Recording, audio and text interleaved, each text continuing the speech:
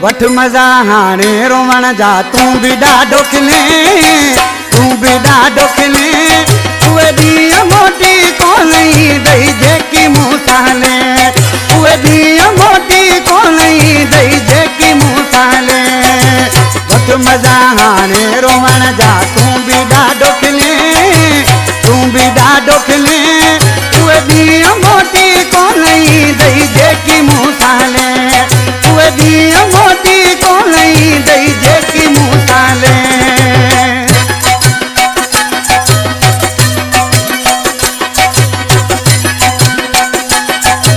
जी गोदरिया मुर्शिद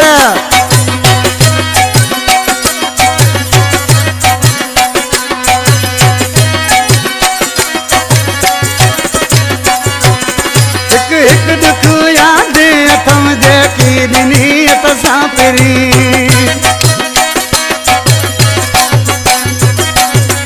हिकु दुख यादि अथम जेकी ॾिनी सां फिरी रोरे मूंखे जानी हाणे कहिड़ियूं तो दुआऊं घुरी अरे वठ मज़ा हाणे रोवण जा तूं बि ॾाढो खिले तूं बि ॾाढो खिले उहे ॾींहं मोटी कोन ईंदई जेकी मूं सां हले उहे ॾींहं मोटी कोन ईंदई जेकी मूं सां हले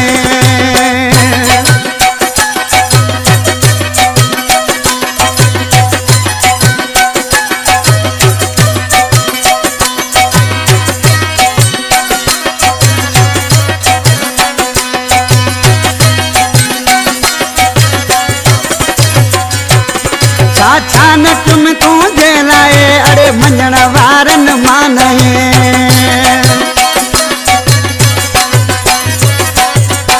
छा न तुम तुंहिंजे लाइ अड़े मञण वारनि मां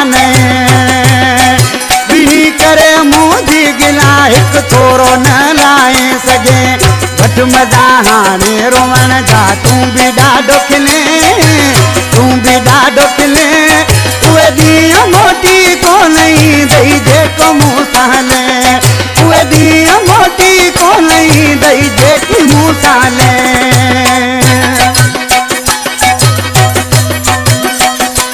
यार मोहम्मद बि हिकिड़ा पसंदि कयो आहे ऐं गरीब गुलाम खोसे बि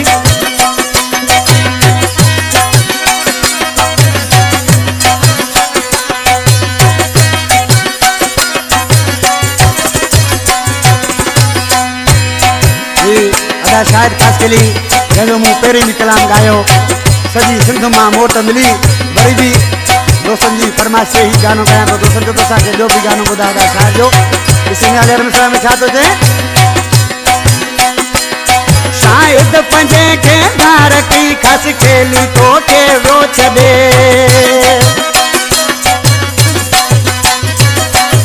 शायद पंजे खे धार कई खस खेली रो तोखे छॾे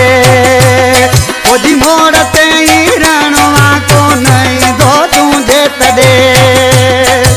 वठ मज़ा हाणे रोवण जा तूं बि ॾाढो खिले तूं बि ॾाढो खिले उहे ॾींहं मोटी कोन ईंदई जेकी मूं सां हले उहे ॾींहं मोटी कोन ईंदई जेकी मूं सां हले वठ मज़ा हाणे रोवण जा तूं बि ॾाढो खिले तूं बि ॾाढो